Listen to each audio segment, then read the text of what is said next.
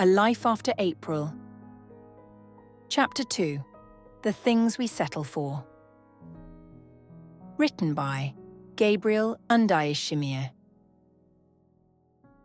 The first time I saw Ben, he was standing by the water fountain in the hallway of our school, pressing the metal lever with the heel of his hand, waiting for the water to rise. It was grade 8, and I was at the age where I was beginning to understand that a girl is expected to find a boy and hold on to him. He wasn't remarkable. Not tall, not broad-shouldered. His hair was neat, but unremarkable. His face kind, but ordinary. He was safe, and that was enough.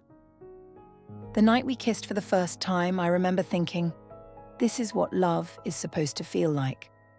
A kind of certainty, a kind of security, a kind of quiet relief. I didn't know then that certainty is not the same as love, and relief is not the same as desire.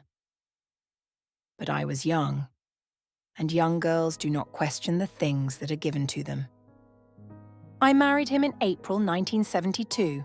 I was 20, and the world told me that 20 was an age when a woman should already know what she wants. But I did not know, not really.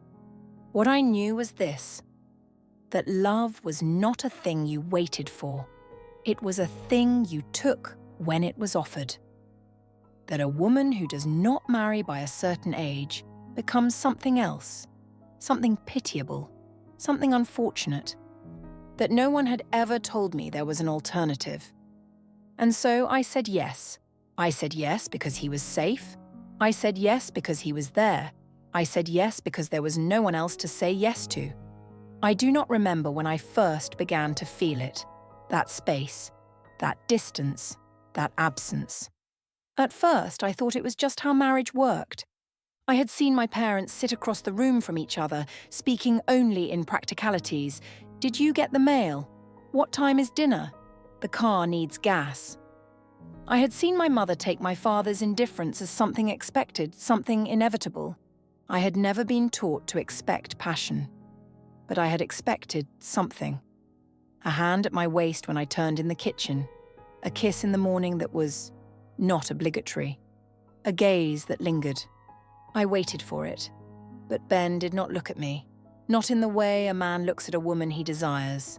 At night, I lay next to him and thought, is this it? Is this what I have been waiting for?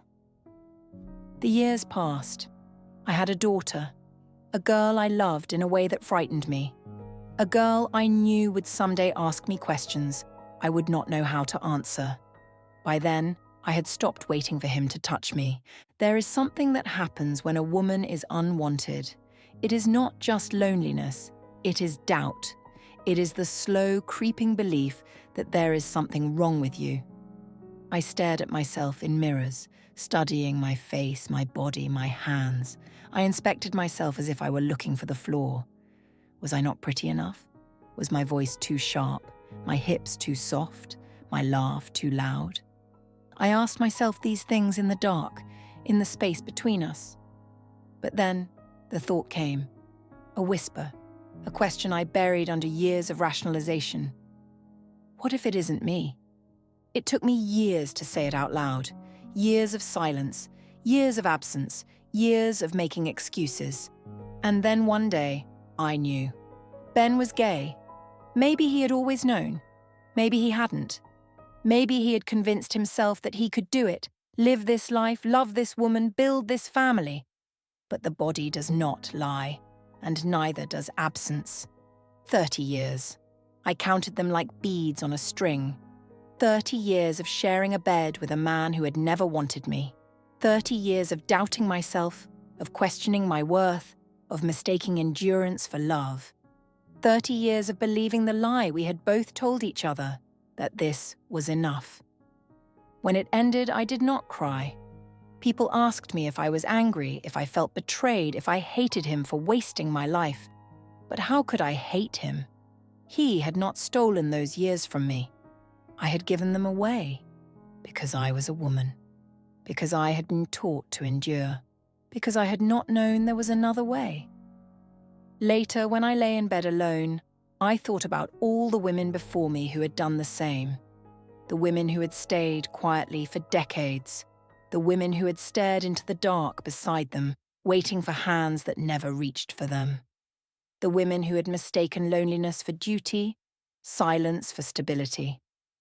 I thought about how love had never been a thing we had been allowed to choose freely.